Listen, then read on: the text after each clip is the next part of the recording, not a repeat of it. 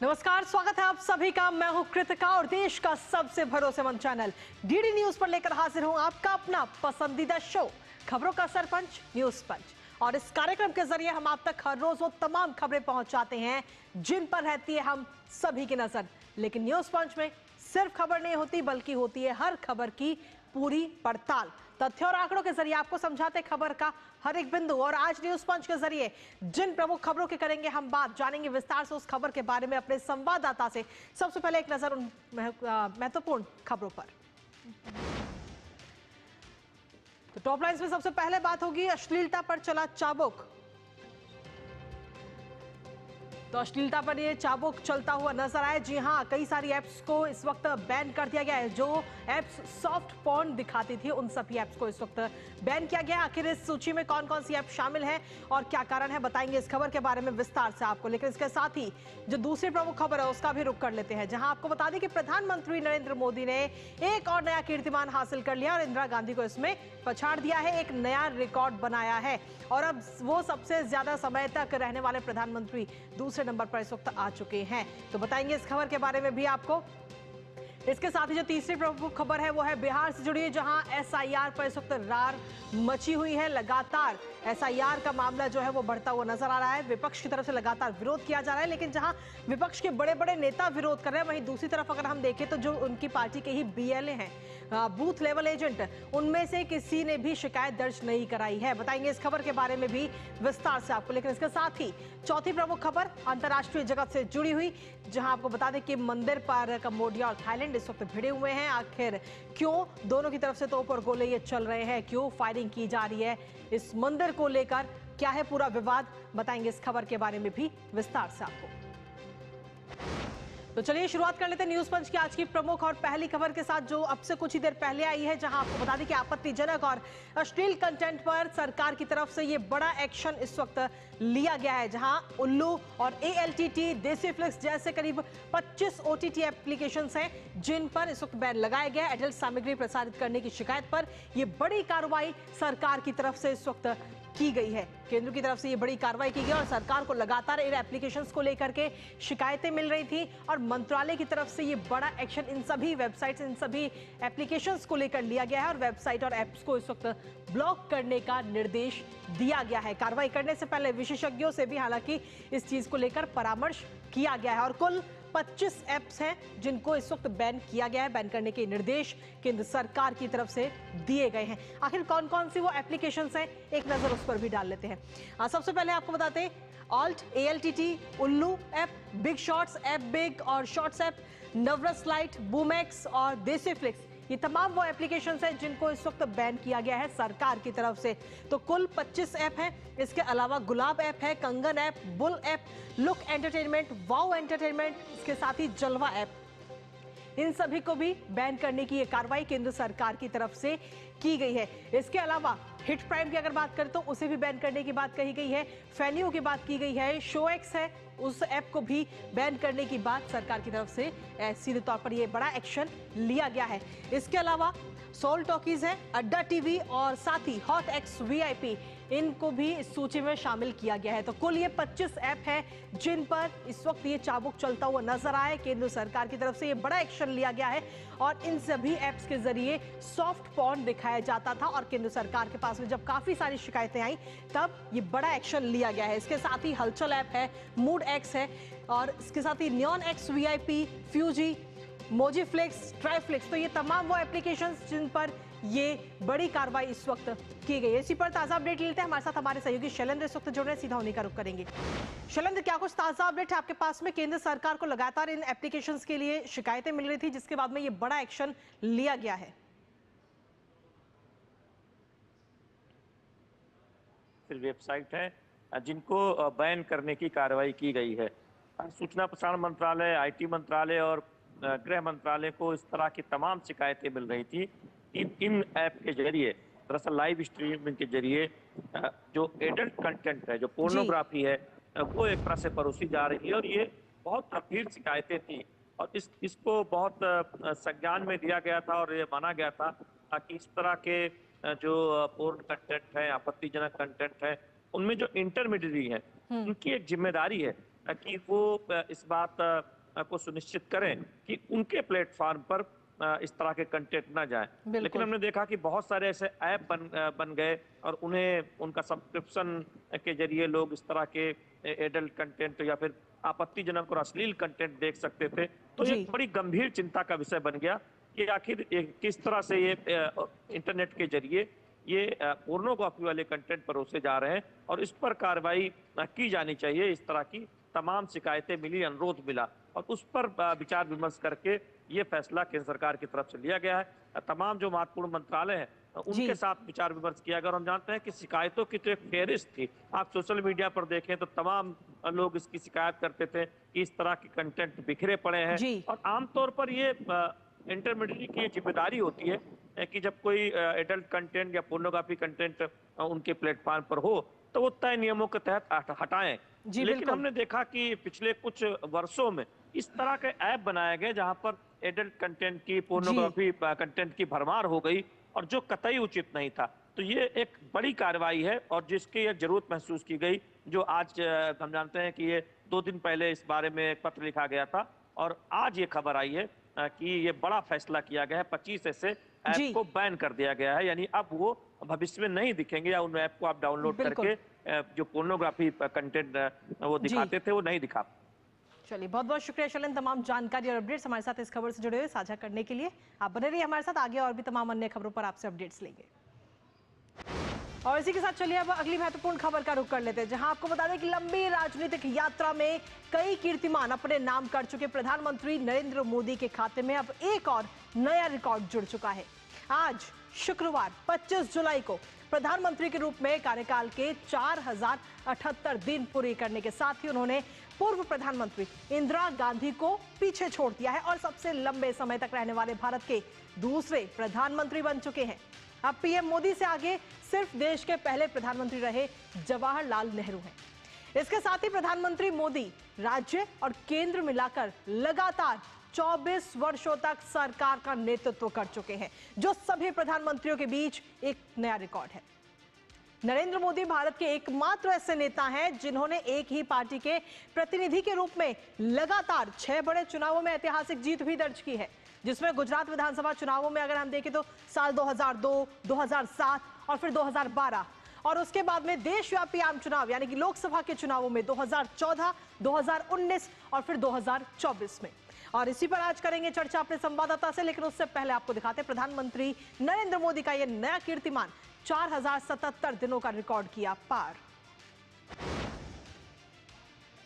तो प्रधानमंत्री नरेंद्र मोदी के नाम पर एक और नया कीर्तिमान अब आ चुका है। आज कार्यकाल के 4078 दिन पूरे हो चुके हैं और इसमें इंदिरा गांधी को वो पीछे छोड़ चुके हैं। इससे पहले इंदिरा गांधी के नाम पर ये रिकॉर्ड था सबसे ज्यादा दिन रहने में, लेकिन अब उन्हें पीछे छोड़ते हुए प्रधानमंत्री नरेंद्र मोदी दूसरे नंबर पर आ गए। लगातार 4077 दिनों तक प्रधानमंत्री इंदिरा गांधी रही थी, लेकिन अब प्रधानमंत्री नरेंद्र मोदी ने उनके इस रिकॉर्ड को पीछे कर दिया है। इसके अलावा पंडित जवाहरलाल नेहरू के बाद सबसे लंबा कार्यकाल इंदिरा गांधी का अभी तक था, लेकिन अब वो बदल चुका है। प्रधानमंत्री नरेंद्र मोदी का कार्यकाल सबसे लंबा है। राज्य और केंद्र में लगातार 24 सालों तक सरकार का नेतृत्व प्रधानमंत्री नरेंद्र मोदी ने किया है। राज्य और केंद्र सरकार का मिला करके स्वतंत्र भारत में जन्मे पहले और एकमात्र प्रधानमंत्री हैं नरेंद्र मोदी। इसके साथ ही सबसे लंबे समय तक पद पर पहले गैर कांग्रेसी प्रधानमंत्री के तौर पर भी इन्हीं का नाम सबसे आगे। और इसके साथ ही किसी पार्टी के नेता के रूप में लगातार 6 चुनाव प्रधानमंत्री नरेंद्र मोदी ने जीते, जिसमें खास तौर पर अगर हम देखें तो जो विधानसभा के चुनाव थे साल 2002, गुजरात के 2007 और उसके बाद में 2012 में जो गुजरात विधानसभा चुनाव हुए उनमें जीत हासिल की उन्होंने अपनी पार्टी के साथ मिलकर। और उसके बाद में लोकसभा के अगर हम देखें लोकसभा चुनाव में तो 2014, 2019 और 2024 में इन चुनावों में जीत दर्ज की है। लेकिन इसके साथ ही प्रधानमंत्री नरेंद्र मोदी के आखिर बड़े फैसले कौन से रहे हैं इन बीते वर्षों में, एक नजर उन पर डाल लेते हैं, जिसमें खास तौर पर अयोध्या में श्री राम मंदिर का निर्माण करना, जो कि एक महत्वपूर्ण फैसले के तौर पर जाना जाता है और मंदिर निर्माण की दिशा में तेजी से काम किया गया।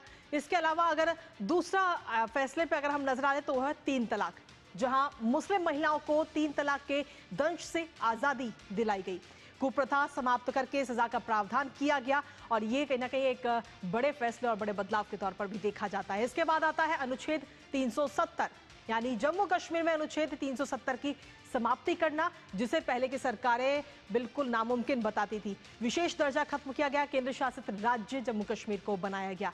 इसके बाद अगला महत्वपूर्ण फैसला आता है महिला आरक्षण बिल, जो कि लोकसभा और विधानसभाओं में यानी कि महिलाओं को 33% आरक्षण इस बिल के जरिए दिया जाएगा। विधायिका में महिलाओं की भी जिससे कहीं ना कहीं भागीदारी अब आगे बढ़ेगी। इसके अलावा अगला जो महत्वपूर्ण फैसला है वो है स्वच्छ भारत अभियान का, और जिसके जरिए हम सभी जुड़े हुए। देश में स्वच्छता को लेकर एक बड़े अभियान की शुरुआत प्रधानमंत्री नरेंद्र मोदी ने की थी और खुले में शौच से पूरी तरह देश इस वक्त मुक्त हुआ है, तो इसे भी एक बड़े फैसले के तौर पर देखा जाता है। नमामि गंगे का फैसला, जहां गंगा नदी के प्रदूषण को समाप्त करने की योजना, गंगा और अन्य नदियों का जल निर्मल हुआ है और सीधे तौर पर इसका भी काफी जो फैसला है काफी महत्वपूर्ण माना जाता है। अगला फैसला है वन रैंक वन पेंशन का, जिसमें पूर्व सैनिकों को बड़ी राहत इस फैसले के जरिए दी गई है। समान रैंक और समान अवधि पर सशस्त्र बलों के जवानों को एक जैसी पेंशन की योजना इसके जरिए। जन धन योजना एक महत्वपूर्ण और बड़ा फैसला, जिसमें गरीबों को बैंकों से जोड़ा गया है, उनका खाता 0 रुपए पे खुलवाया गया है। इसके साथ ही लोगों में बचत की आदत भी इसके जरिए बनी है, तो लोग बचत करके बैंक में अपना पैसा भी जमा करते हैं इसके जरिए। अगला महत्वपूर्ण फैसला है प्रधानमंत्री का आयुष्मान भारत योजना, जिसके जरिए गरीबों को 5 लाख रुपए तक का मुफ्त इलाज इसके जरिए मिलता है। 70 साल से ऊपर के बुजुर्गों को मुफ्त इलाज मिलता है, तो ये भी काफी महत्वपूर्ण फैसला। इसके साथ ही किसानों के फैसले के तौर पर देखें तो प्रधानमंत्री किसान सम्मान निधि, जहां किसानों को साल में 3 बार आर्थिक सहायता उपलब्ध कराई जाती है। किसानों के बैंक खाते में हर साल 6,000 रुपए ट्रांसफर किए जाते हैं डायरेक्ट बैंक ट्रांसफर के जरिए। अगला महत्वपूर्ण फैसला है बेटियों से जुड़ा हुआ, जहां बेटी बचाओ बेटी पढ़ाओ का यह अभियान शुरू किया गया। शिशु लिंग अनुपात में इसके जरिए काफी सुधार देखने को मिला है। महिलाओं के सशक्तिकरण से जुड़े मुद्दों का भी इसके जरिए ही समाधान हुआ है। तो ये तमाम महत्वपूर्ण फैसले जो प्रधानमंत्री नरेंद्र मोदी ने अपने कार्यकाल के दौरान लिए, और कहीं ना कहीं एक बड़े बदलाव के जरिए भी इन सभी महत्वपूर्ण फैसलों को देखा जाता है। हमारे साथ में हमारे सहयोगी शैलेंद्र मिश्र इस वक्त जुड़ रहे हैं, सीधा उन्हीं का रुख करेंगे। शैलेंद्र, एक और नया कीर्तिमान हासिल कर चुके हैं प्रधानमंत्री नरेंद्र मोदी, और अब इस वक्त अगर हम देखें तो सबसे लंबे समय तक प्रधानमंत्री के पद पर रहने वाले वो दूसरे पीएम हैं। देखिए कृतिका, सिर्फ पंडित जवाहरलाल नेहरू ही उनसे ज्यादा समय तक लगातार प्रधानमंत्री रहे हैं। देखिए, जब जवाहरलाल नेहरू प्रधानमंत्री थे तब देश आजाद हुआ था और कांग्रेस ही उस वक्त की सबसे मुख्य पार्टी थी। आज आप देखें तो हम कह सकते हैं कि नरेंद्र मोदी के प्रधानमंत्री बनने के बाद से लेकर आप देखें 14, 19 और 24 तीन चुनाव में उनकी अगुवाई में बीजेपी और एनडीए को जो जीत हासिल हुई, ये अपने आप में अभूतपूर्व है। और प्रधानमंत्री नरेंद्र मोदी एक ऐसे साधारण परिवार से आते हैं और सत्ता के शीर्ष तक पहुंचना और लगातार 3 बार प्रधानमंत्री चुना जाना, ये भारत की लोकतंत्र की जो मजबूती और जो भारतीय जनता की जो समझ बूझ है उससे भी दिखाता है। क्योंकि कोई परिवारवाद का आरोप नहीं है, किसी ऐसे परिवार से ही नहीं आते जहां पर राजनीतिक कोई पद बहुत बड़ा पहले रहा हो, कोई घर में प्रधानमंत्री रहा हो या फिर मुख्यमंत्री रहा हो। और ऐसे प्रधानमंत्री हैं जो 2 दशक तक मुख्यमंत्री के तौर पर काम करके प्रधानमंत्री बने हैं, तो वो बहुत अच्छी तरीके से शासन व्यवस्था को समझते हैं। और यही वजह है कि प्रधानमंत्री नरेंद्र मोदी की अगुवाई में 27 करोड़ लोग गरीबी रेखा से ऊपर गए हैं। जो दुनिया अचंभित है कि प्रधानमंत्री नरेंद्र मोदी की अगुवाई में भारत ने वो कीर्तिमान हासिल किए हैं जिसके बारे में कल्पना नहीं की जा सकती थी। हम जानते हैं कि कांग्रेस की सरकारों ने, उस इंदिरा गांधी का आप चर्चा करें तो एक गरीबी हटाओ का नारा दिया था, लेकिन वो सिर्फ नारा बनकर रह गया था उस समय में। अब हमने देखा है कि प्रधानमंत्री नरेंद्र मोदी के अगुवाई में आप तमाम आपने बड़े फैसलों का तो जिक्र किया ही, लेकिन जिस तरह से 27 करोड़ लोगों को गरीबी रेखा से ऊपर लाया गया है और आज हम 80 करोड़ लोगों को मुफ्त अनाज दे रहे हैं, तो दुनिया भारत की इस ताकत को देख रही है कि जो हम तेजी से आगे बढ़ रहे हैं, लेकिन हम जो वंचित तबका है, जो अंतिम पायदान पर खड़ा तबका है, उसकी भी चिंता करते हुए आगे बढ़ रहे हैं। प्रधानमंत्री नरेंद्र मोदी की उपलब्धि सिर्फ आंकड़ों में नहीं है कि वो लगातार तीसरी बार सबसे ज्यादा समय तक प्रधानमंत्री रहने का रिकॉर्ड, वो दूसरे प्रधानमंत्री हो गए देश के, लेकिन आप उससे भी कहीं ज्यादा देखिए तो ये रिकॉर्ड मायने रखता है। जी शैलेंद्र, लेकिन इसके साथ ही अगर हम देखें तो अभी हमने अपने दर्शकों को वो महत्वपूर्ण फैसले भी दिखाए जो पिछले सालों में लिए गए, और खासतौर पर वो फैसले जो कि पिछली सरकारों को काफी नामुमकिन लगते थे, खासतौर पर अनुच्छेद 370 का हटना, इसके साथ ही 3 तलाक को लेकर, राम मंदिर को लेकर, ये वो महत्वपूर्ण ऐसे फैसले हैं जो पिछली सरकारों के लिए नामुमकिन थे। देखिए, निश्चित तौर पर अनुच्छेद 370 और 35 से का रद्द होना, हटाया जाना जम्मू कश्मीर से, ये एक ऐसा फैसला है जिसे बीजेपी हमेशा इसकी बात करती थी कि जब वो दरअसल बहुमत से सत्ता में आएगी तब ये काम किया जाएगा। लेकिन पार्टी के अंदर भी ये एक तरह से लोग मानते थे कि ये इतना आसान नहीं है, बहुत चुनौतीपूर्ण फैसला होगा, और एक तरह से सभी नेताओं में वो भरोसा नहीं था कि क्या बीजेपी की सरकार वो कर पाएगी। लेकिन प्रधानमंत्री नरेंद्र मोदी की अगुवाई में हमने देखा कि ये फैसला न केवल लिया गया बल्कि जम्मू कश्मीर में विकास की रफ्तार तेज हो, वहाँ केंद्रीय कानून लागू हो, बिल्कुल, उस पर बहुत तेजी से आगे बढ़ा गया। और आज हम देख रहे हैं कि जम्मू कश्मीर एक बदला हुआ जम्मू कश्मीर नजर आता है। अगर आप तमाम विकास योजनाओं की बात करें तो ये एक बहुत अहम और ऐतिहासिक फैसला है। और 3 तलाक पर जो रोक का बिल लाया गया था, इस तरह से हम जानते हैं कि वो भी दिखाता है कि प्रधानमंत्री नरेंद्र मोदी किस तरह से जो मुस्लिम महिलाएं हैं वो जो शोषण का शिकार होती थी उनको उससे मुक्ति दिलाई है। तमाम आप देखें कि अभी वक्त संशोधन बिल जो जेपीसी को विचाराधीन है वो एक ऐतिहासिक बिल है। इस तरह से तमाम ऐसे कानून बने प्रधानमंत्री नरेंद्र मोदी की अगुवाई के समय जो इतिहास के पन्नों में दर्ज हो गए हैं। तमाम ऐसी योजनाएं शुरू करी गई हैं जो इतिहास के पन्नों में दर्ज हो गई हैं। विकास की रफ्तार और योजनाओं की रफ्तार इतनी तेज है कि तय लक्ष्य से पहले हम हासिल कर लेते हैं। हमने देखा रिन्यूएबल एनर्जी में हमने जो टारगेट दिया था 2030 तक, 2025 में ही पूरा कर लिया। इस तरह से तमाम टारगेट हम वर्षों पहले पूरा कर रहे हैं। तो ये भारत की एक रफ्तार दिखाता है प्रधानमंत्री नरेंद्र मोदी की अगुवाई में। तो निश्चित तौर पर जब बिल्कुल कहीं ना कहीं ये जो महत्वपूर्ण फैसले हैं वो इस वक्त ऐतिहासिक तो बन ही चुके हैं, लेकिन इसके साथ ही प्रधानमंत्री के नाम पे अब आज एक और नया कीर्तिमान भी इस वक्त हो चुका है। फिलहाल बहुत बहुत शुक्रिया शैलेंद्र, तमाम अपडेट्स और जानकारी साझा करने के लिए हमारे साथ। और इसी के साथ चलिए अब अगली महत्वपूर्ण खबर का रुख करते हैं जो है बिहार से जुड़ी। जी हाँ, बिहार में अभी कुछ ही महीनों में विधानसभा के चुनाव होने हैं और जिसको लेकर सियासत इस वक्त चरम पर है, तो वहीं चुनाव आयोग भी इसकी तैयारी में जुटा हुआ है। बिहार में इन दिनों मतदाता विशेष गहन पुनरीक्षण यानी कि SIR प्रक्रिया चल रही है, जिसके तहत अब भारतीय निर्वाचन आयोग ताजा आंकड़े भी जारी किए गए, जिससे काफी हलचल बिहार में मची हुई है।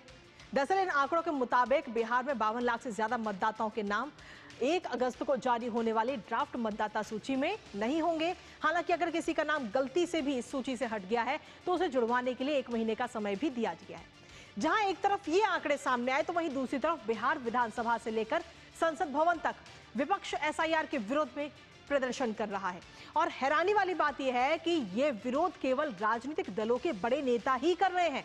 अभी तक इन पार्टियों के एक भी बूथ लेवल एजेंट ने इसकी शिकायत नहीं की है।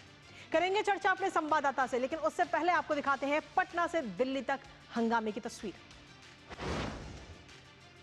तो ये 2 तस्वीरें इस वक्त आपको दिखा रहे हैं। पहली तस्वीर आप देख रहे हैं संसद भवन की, जहां विपक्ष की तरफ से लगातार SIR को लेकर ये विरोध किया जा रहा है, और दूसरी तस्वीर विधानसभा की, बिहार विधानसभा की, जहां पर विपक्ष की तरफ से SIR को लेकर ये विरोध किया जा रहा है। तो ये दोनों तस्वीरों के जरिए आप देख सकते हैं कि किस तरीके से लोकतंत्र के सर्वोच्च मंदिर यानी कि संसद भवन में कांग्रेस समेत तमाम विपक्षी दल SIR को सियासी मुद्दा बनाते हुए लगातार विरोध प्रदर्शन कर रहे हैं। और इसी तरह बिहार विधानसभा के बाहर भी विपक्ष द्वारा किए गए विरोध प्रदर्शन की तस्वीरें भी आप सभी के सामने हैं। तो इन दोनों तस्वीरों के जरिए आप समझ सकते हैं कि इन सभी राजनीतिक दलों को कितना डर है कि अगर ये जो मतदाता सूची अगर ये सही हो जाएगी, जो फर्जी वोटर्स हैं उनका नाम अगर कट जाएगा तो कितना नुकसान इनका हो जाएगा, इसके जरिए साफ तौर पर नजर आता है। लेकिन पटना से लेकर दिल्ली तक इसका सीधे तौर पर हंगामा इन तस्वीरों के जरिए नजर आता है।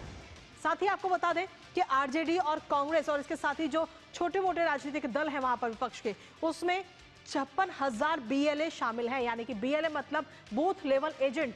और विपक्ष के किसी भी बूथ लेवल एजेंट ने शिकायत नहीं की है। सिर्फ जो बड़े राजनीतिक नेता हैं वही SIR की शिकायत करने पे, विरोध करने पे लगे हुए हैं। फर्जी वोटर कटने से कहीं ना कहीं विपक्ष के अंदर इस वक्त डर का माहौल नजर आता है और विपक्ष जो है इस वक्त साफ तौर पर पारदर्शी चुनावी प्रक्रिया में बाधा डालने का काम कर रहा है। संसद भवन से लेकर विधानसभा तक EC इलेक्शन कमीशन की छवि धूमिल करने का उद्देश्य है सीधे तौर पर इस वक्त विपक्ष का।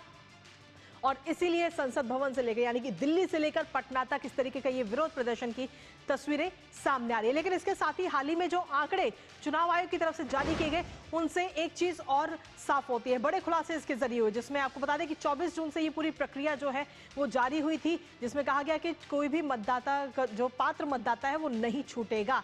ये बात लगातार इलेक्शन कमीशन कह रहा है और अभी तक अगर हम देखें तो 99% से ज्यादा मतदाताओं को कवर किया जा चुका है एसआईआर के जरिए, उनसे बात करके और फॉर्म भरवा के। लेकिन इसके साथ ही इस एसआईआर प्रक्रिया के जरिए कहीं ना कहीं फर्जी वोटिंग जो है उस पर आगे आने वाले समय में लगाम जरूर लगती हुई नजर आएगी, क्योंकि इसमें एक आंकड़ा सामने आया और बताया गया इलेक्शन कमीशन की तरफ से कि 1 लाख मतदाताओं का कोई पता नहीं चला है, जिनमें से अगर हम देखें तो 21 लाख से ज्यादा मतदाताओं जिनका निधन हो चुका है और उनका नाम अभी भी वोटर लिस्ट में है तो उनका नाम कटना तय है। इसके साथ ही 31.5 लाख से ज्यादा मतदाता ऐसे हैं जो कि पलायन कर चुके हैं, यानी कि अपना घर छोड़ के दूसरी जगह शिफ्ट हो चुके हैं। इसके अलावा 7 लाख वोटर से ज्यादा ऐसे लोग हैं, ऐसे वोटर्स हैं जो एक से ज्यादा जगहों पर पंजीकृत है, तो उनका नाम भी कटना एकदम तय है। तो ऐसे में इन सभी के नाम कट जाएंगे और फर्जी वोटर जो है वो एकदम साफ हो जाएंगे। मतदाता सूची का जो पूरा मसूदा है, जो पूरा ड्राफ्ट है, वो 1 अगस्त को प्रकाशित होगा और अगर गलती से किसी पात्र मतदाता का नाम इसमें छूट जाता है तो उसके पास में भी 1 महीने का वक्त होगा, यानी कि 1 अगस्त से लेकर 1 सितंबर तक वो अपनी जो अनुरोध है, जो शिकायत है, वो दर्ज करा सकता है और अपना नाम जुड़वा सकता है। हमारे साथ हमारे सहयोगी कुमार आलोक इस वक्त जुड़ रहे हैं, पटना से सीधा उन्हीं का रुख करेंगे। कुमार आलोक, सीधे तौर पर हम देखें तो बिहार का जो मुद्दा है इस वक्त एसआईआर का, वो सिर्फ बिहार नहीं बल्कि दिल्ली में भी गूंजता हुआ नजर आ रहा है और सिर्फ एक इसी मुद्दे की वजह से संसद भवन भी सुचारू रूप से सदन जो है नहीं चल पा रहा है। देखिए कृतिका, खासकर हम देखेंगे बिहार में चुनाव होने वाले हैं और अक्टूबर के लास्ट में बिहार में विधानसभा का चुनाव होगा और अन्य पार्टियां जो आरजेडी के साथ या कांग्रेस उनके साथ है, उनमें अगर हम असम की बात करें तो असम में भी अगले साल चुनाव होने वाला जहां पर कांग्रेस मुख्य विपक्षी दल है। तमिलनाडु में भी अगले साल चुनाव होने वाला जहां पर मुख्य विपक्षी दल मुख्य सत्ताधारी दल है वो डीएमके है और उसी तरीके से बंगाल में भी चुनाव होगा अगले साल, तो वहां तृणमूल कांग्रेस है।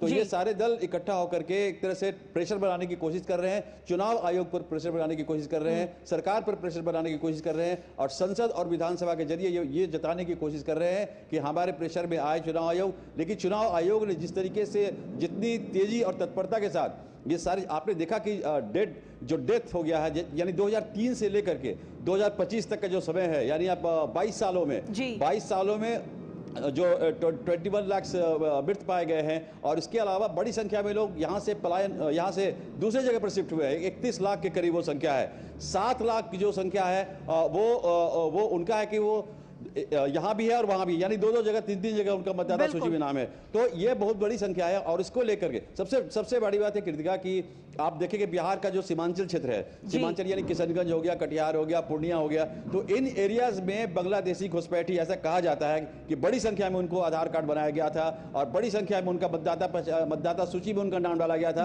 और इसी को लेकर यानी वोट बैंक की जो राजनीति है, चाहे वो कांग्रेस करे चाहे वो आरजेडी करे, तो इसको लेकर बौखलाहट ज्यादा है।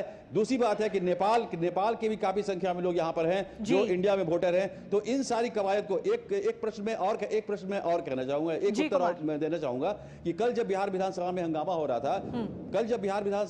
हो रहा था तो उस समय विजय कुमार चौधरी ने जवाब दिया, बहुत ही शानदार उन्होंने जवाब दिया। जो जदयू के नेता हैं, जदयू के मंत्री हैं, उनका कहना, विपक्ष का कहना है कि इतनी जल्दी कैसे कवायद हो गई एसआईआर की। तो उन्होंने कहा कि 2003 में भी डेढ़ महीने में यह कवायद पूरी हुई थी, तो अब क्यों चिल्लाहट है, अब क्यों शोर है। जी कुमार आलोक, यानी कि सीधे तौर पर अगर हम देखें तो ये मुद्दा फिलहाल अभी गूंजता हुआ ही नजर आ रहा है। फिलहाल बहुत बहुत शुक्रिया तमाम जानकारी और अपडेट्स हमारे साथ साझा करने के लिए कुमार आलोक। और इसी के साथ चलिए अब अगली महत्वपूर्ण खबर का रुख कर लेते हैं, जहां आपको बता दें अंतर्राष्ट्रीय जगत से जुड़ी है अगली महत्वपूर्ण खबर। कंबोडिया और थाईलैंड के बीच में विवादित सीमा को लेकर तनाव इस वक्त चरम पर पहुंच चुका है। कंबोडिया और थाईलैंड ने एक दूसरे पर हमले कर दिए हैं और हमलों में कम से कम 11 नागरिकों की मौत हो चुकी है। और बात सिर्फ गोलीबारी पर नहीं रुकी है। थाईलैंड सेना ने पुष्टि की है कि थाईलैंड ने 2 कंबोडियाई सैन्य ठिकानों पर हवाई हमले भी शुरू किए हैं। तो वहीं इससे कुछ घंटे पहले ही दोनों देशों ने एक दूसरे के साथ राजनयिक संबंधों को भी न्यूनतम स्तर पर ला दिया था। और इस विवाद की वजह है 11वीं सदी का शिव मंदिर। थाईलैंड कंबोडिया सीमा पर बने लोग अब पलायन करते हुए नजर आ रहे हैं। करेंगे दोनों देशों के बीच छिड़ी इस संघर्ष को लेकर चर्चा, लेकिन उससे पहले आपको दिखाते हैं युद्ध, बुद्ध के देश में युद्ध। तो थाईलैंड कंबोडिया सीमा पर यह पूरा विवाद इस वक्त चल रहा है, जहां थाईलैंड कंबोडिया के बीच में ये संघर्ष इस वक्त छिड़ा हुआ है और इस संघर्ष के पीछे की वजह है सिर्फ एक 11वीं सदी का बना हुआ मंदिर, वो भी आपको बताएंगे। लेकिन उससे पहले आपको बता दें कि थाईलैंड ने F-16 विमान से बमबारी की है और कंबोडिया के जो सैन्य ठिकाने हैं वहां पर ये हमले किए गए। कंबोडिया के सैन्य ठिकानों को अपना निशाना थाईलैंड की वजह से बनाया गया है और सिर्फ एक नहीं बल्कि दोनों ही देशों की तरफ से ये गोलीबारी लगातार की जा रही है और रॉकेट और इसके साथ ही ड्रोन हमले भी दोनों देश एक दूसरे पर कर रहे हैं और इन हमलों में कई लोगों की मौतें भी अभी तक हो चुकी हैं। इसके साथ ही आपको बता दें कि दोनों देशों ने एक दूसरे को ही इस संघर्ष का जिम्मेदार ठहराया है। दोनों देशों ने सीमावर्ती इलाके खाली करने के आदेश दे दिए हैं अपने अपने लोगों को। इसके अलावा आज यूनाइटेड नेशंस में भी आज अहम बैठक इस संघर्ष को लेकर होनी है। लेकिन आखिर इस संघर्ष के पीछे का कारण क्या है, एक नजर उस पर भी डाल लेते हैं। दरअसल 11वीं सदी का जो प्रीविहर मंदिर जो है उसको लेकर ये पूरा संघर्ष इस वक्त छिड़ा हुआ है, जिसकी तस्वीर भी आप इस वक्त स्क्रीन पर देख रहे हैं। थाईलैंड कंबोडिया की सीमा पर यह मंदिर स्थित है, शिव मंदिर, जो कि 1962 में अंतर्राष्ट्रीय न्यायालय ने अपना एक आदेश दिया था और अंतर्राष्ट्रीय न्यायालय ने इस मंदिर को कंबोडिया का मंदिर बताया था और मंदिर के आसपास की 4.6 वर्ग की जो किलोमीटर जमीन है उस पर इस समय दोनों देशों की तरफ से दावा किया जाता है। खासतौर पर आपको बता दें कि खमेर सम्राट सूर्यवर्मन ने इस मंदिर को बनवाया था, लेकिन अब ये मंदिर आस्था के साथ ही राष्ट्रवाद, राजनीति और सैन्य ताकत का भी अखाड़ा बन चुका है। 817 किलोमीटर की जो भूमि सीमा है वो कंबोडिया और थाईलैंड शेयर करते हैं। हमारे साथ हमारे सहयोगी अखिलेश सुमन इस वक्त जुड़ गए हैं ताज़ा अपडेट के साथ, सीधा उन्हीं का रुख करेंगे। अखिलेश, सीधे तौर पर एक शिव मंदिर जिसको लेकर पूरा ये संघर्ष छिड़ा हुआ है, विस्तार से आपसे जानना चाहेंगे।